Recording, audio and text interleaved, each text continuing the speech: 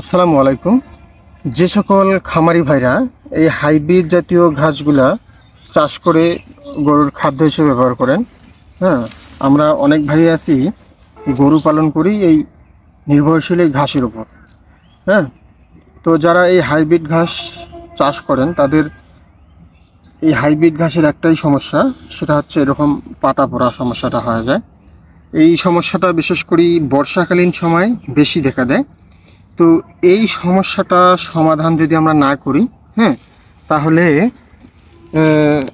তেমন একটা হয় না, ফলন তো নষ্ট হয়ে যায়। এই দেখো, এই জায়গাটা আমার নষ্ট হয়েছে। এই জায়গাটাতে আমার এরকম চঞ্চনি যখন আসলো তখন নষ্ট হয়ে গেছিলো। তো আমি এর আগে অনেক কীটনাশক, ছত্রাকনাশক স্প্রে করছি, কোনোটাতে সুফল পাইনি। এক খামারি ভাই, বড় ভাই, ওনার কাছে পরামর্শ নিয়ে এই ক্ষেতটাতে আমি স্প্রে করছিলাম। তো এই ক্ষেতটাতে যখন আমি স্প্রে করি তখন ধীরে ধীরে এর যে দাগগুলো আছে এই দাগগুলো রিমুভ হয় এবং সুস্থ সবল এবং ফলনটাও ভালো হয়।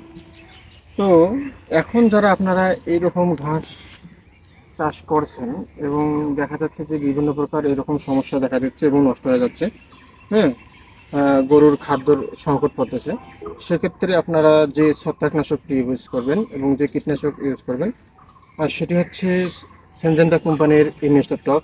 এটা অনেক এই ঘাসের এই চঞ্চনি, এই ফোসকা পড়া রোগটার জন্য অনেক কার্যকরী একটা ছত্রাকনাশক। এর পাশাপাশি ম্যাকডোনাল্ড কোম্পানির যদি আপনারা সানমিন ব্যবহার করেন, সেক্ষেত্রে যদি আপনার পোকামাকড় কিছু থেকে থাকে সেগুলো নষ্ট হয়ে যাবে।